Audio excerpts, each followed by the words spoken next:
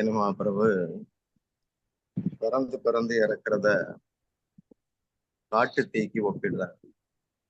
பவ மகாதாபா அக்னி அப்படின்னு அந்த சிக்ஷாஸ்திரத்துல சொல்றாரு. காட்டு தீக்கு ஒப்பிடுறாரு. இதையத்தான் ஆழ்வார்கள் பாடுற போதும் இடராழி நீங்குகவே அப்படின்னு பாடுறாங்க. நான் எதுக்கு அறிநாமம் சொல்றேன் அப்படின்னா பிறப்பு இறப்பு சுழற்சி நீங்கட்டும் அப்படிங்கிற அர்த்தத்தை சொல்றாரு. அதாவது நித்தியதாசன் அப்படிங்கிற அடையாளத்துல நான் இருக்கணுமே ஒழிய இந்த மாதிரி டெம்பரவரியா அதுக்கு தாசன் இதுக்கு தாசன் உலகத்துல யார் யாரும் முதலாளி ஆக்குற மாதிரி இல்லாம பகவான் தான் முதலாளி, அவருக்கு நான் வேலைக்காரன் அப்படிங்கிற மாதிரி வரணும். அந்த அர்த்தத்துல பாடுறாங்க. வையம் தகலியா வார்கடலே நெய்யாக வெய்ய கதிரோன் விளக்காக செய்ய சுடராழியான் அடிக்கே சூட்டினேன் சொல்மாலை. சொல்மாலைங்கிறது நாம சங்கீர்த்தனம். யூனிஃபார்மா இருக்கிறது. மாலைன்னா அப்படி யூனிஃபார்மா ஒண்ணு போல வரணும். இந்த ஹரே கிருஷ்ண மந்திரம் மாலையாட்டம் ஒண்ணு போல இருக்கு எதுகை மோனையோட. அப்போ இடராழியான் சுடராழியான் அடிக்கே சூட்டினேன் சொல்மாலை இடராழி நீங்கவே என்று அப்படின்னு பாடுறாங்க. இதுல என்ன அந்த இடராழி அதுக்கு காரணம் என்ன, ஏன் அது நீங்கணும் அப்படின்னாச்சுன்னா அதை விட்டு நான் தாண்டி வரணும் அப்படின்னு தான் அர்த்தம். எப்பவுமே பவசாகரம் அப்படிங்கிறது சம்ஸ்கார கடல். இந்த உலக கடல்ங்கிறது சம்ஸ்கார சாகரம்ங்கிறது அது இருந்துகிட்டே தான் இருக்கும். நமக்கு அது வேண்டாம் அப்படின்னாச்சுன்னா நான் அதை கடந்து போகணுமே ஒழிய கடலே இல்லாதபடி அதை வத்த செய்யற மாதிரி நம்மளால முடியாது. இப்போ கீதையில கூட என்ன சொல்றாருன்னா ஞானத்தால இந்த பவசாகரத்தை நீ தாண்டிடலாம் அப்படின்னு சொல்றாரு. கடல் இல்லாம பண்ணிடலாம் அப்படின்னு சொல்லல.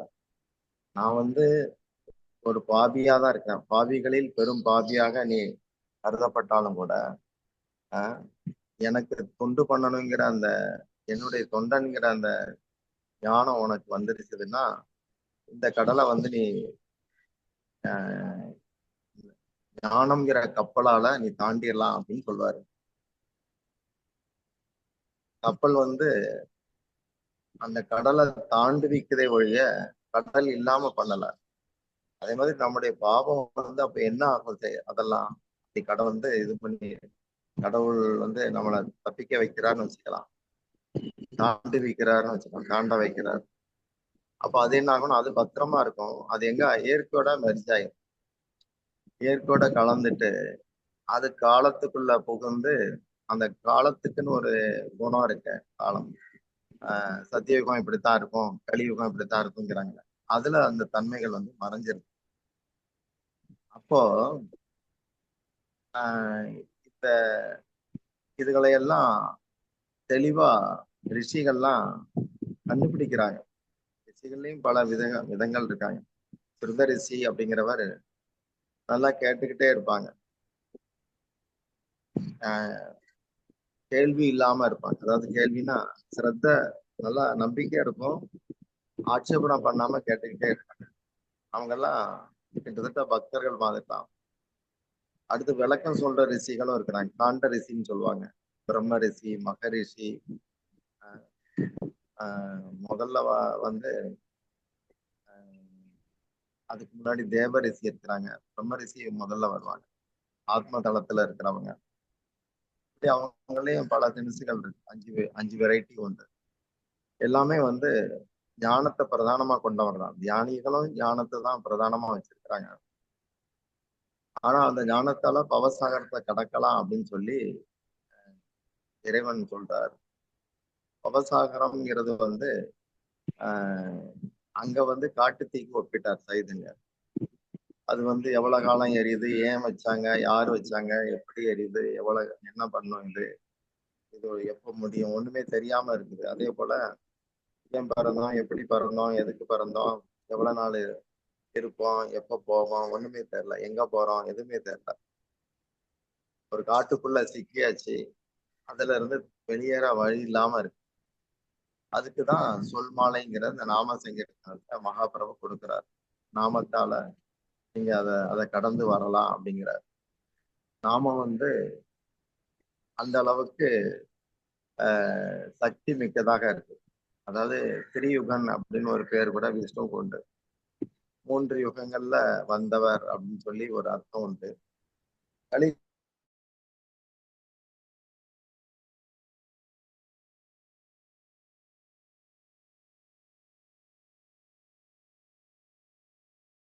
சன்னம்ங்கிறது ஒரு மறைவான இதுதான். அது ரொம்ப ஓப்பனா சொல்லப்படலை. நிறைய சாஸ்திரம் தெரிஞ்சவங்களுக்கு கூட சைதன்யரை பத்தி தெரியாம இருக்கிறது காரணம் சன்ன அவதாரம் அப்படிங்கிறது. யாருக்கு உண்மையிலே இறைவன் மேலையும் இறைவனுடைய படைப்பு மேலையும் எல்லா ஜீவர்கள் மேலையும் கருணை இருக்குதோ, அன்பு இருக்குதோ, அவங்களுக்கான ஒரு இறைவனாக சைத்தன்ய மகாபிரபு காட்டப்பட்டார்.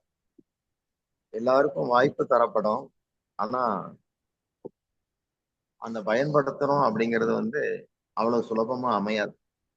இப்படி கோடியில ஒருத்தன் தான் முயற்சிப்பான். அதுலயும் 1 கோடி பேரை முயற்சிக்கிறவங்களை செலக்ட் பண்ணா அதுல ஒருத்தன் தான் சரியான முறையில கடைபிடிச்சு என்ன நோக்கி வருவான் அப்படின்னு கீதையில மனுஷியானம் சகசிரேசன் சொல்றாரு. 1000 மனுஷங்கள்ல யாரோ ஒருத்தன் முயற்சிக்கிறான் அப்படிங்கிறார். அப்ப முதல்ல இதை படிக்கிற போது ஒரு சிலருக்கு அப்புறம் நமக்கு எங்க வாய்ப்பு அப்படிங்கிற மாதிரி கல்லடிக்கும்.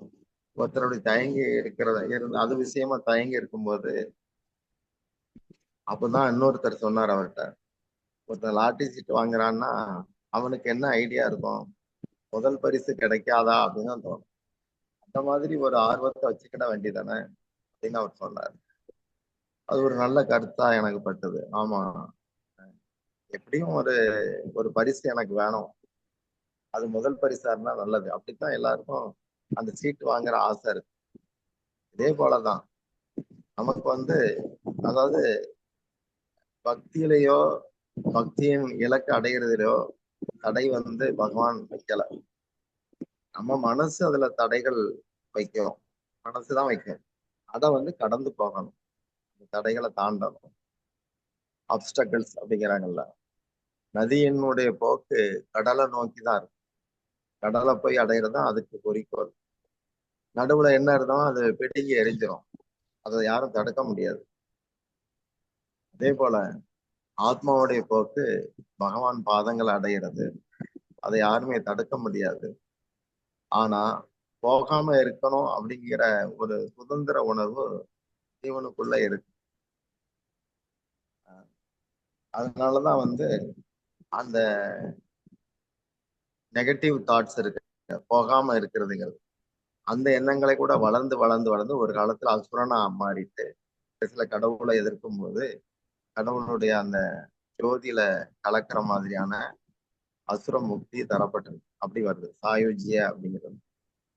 இப்படி எல்லா விதத்திலையும் கடவுளை நோக்கி போகணும், கடவுளை அடையணும், அதுக்கு நாமத்தை பயன்படுத்தணும் அப்படிங்கிற மாதிரி சைத்தன்ய மகாபிரபு நமக்கு அந்த சிஷ்டாசனத்துல அருளி இருக்கிறாங்க. காட்டு தீ மாதிரி இருக்கு அப்படின்னு. இதுல சங்சார தாவா பாட்டுல குருவை அந்த காட்டு தீயை அணைக்கிற மழைக்கு ஒப்பிடுறாங்க. விஸ்வநாத் சக்கரவர்த்தி தாகூர் ஒரு படி வசதியா கொடுக்கிறார். சங்சார தாவா நலரீத லோகா காணாய காருண்யா. கருணை, குருவுடைய கருணை தான் அங்க மழையாட்டம் இருக்கு. காட்டு தீயை தீயணைக்கும் படம்லாம் அணைக்க முடியாது, மழை பெஞ்சா அணைஞ்சிரும். இந்த மாதிரி குரு கருணை இருந்தா பிறவிக்கு முற்றுப்புள்ளி. இதுதான் சில பிரபாத் பக்தி சித்தாந்த் சரஸ்வதி கோஸ்வாமி தாகூர் எப்படி சொன்னாங்கன்னா, எந்த ஜென்மம் எடுத்தாலும் ஒரு அப்பா அம்மா இருந்தாங்க. ஏதாவது ஒரு ஜென்மாவில நீங்க குருவை தேடி இருந்தீங்கன்னா அப்பா அம்மாவுக்கு முற்றுப்புள்ளி வச்சிருக்கலாம் அப்படிங்கிறார். ஏன்னா அது அது அப்பா அம்மாவுக்கு உள்ள நிந்தையா அதை சொல்லல. திரும்ப திரும்ப பிறந்து பிறந்து இறந்து நல்லா ஆனந்தமா கடவுளோட சந்தோஷமா இருக்கலாம், லீலைகள்ல பங்கேற்கலாம், எல்லாம் செய்யலாம். அது மாதிரி இருக்கிறத விட்டுட்டு ஒரு போராட்டமாகவே ஏக்கம் எதிர்பார்ப்போட வாழ்ற மாதிரியான இந்த ஜட உலகத்துக்குள்ள சிக்கிக்கிட்டு மாட்டிக்கிட்டு முழிக்க வேண்டாம் அப்படிங்கிற அர்த்தத்துல அதை சொல்றாங்க. அப்போ கீதையில கூட 4வது அத்தியாயம் பாத்தீங்கன்னா ஞான யோகம், அது 4ஆம் அத்தியாயம். அதுல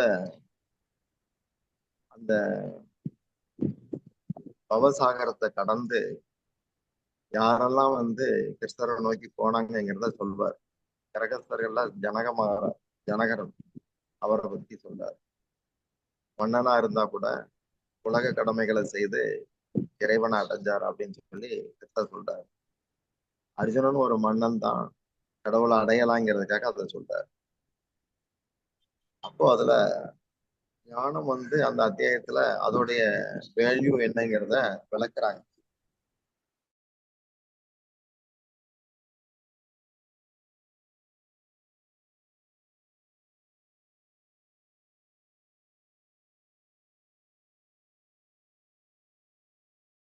ஹரே கிருஷ்ணா.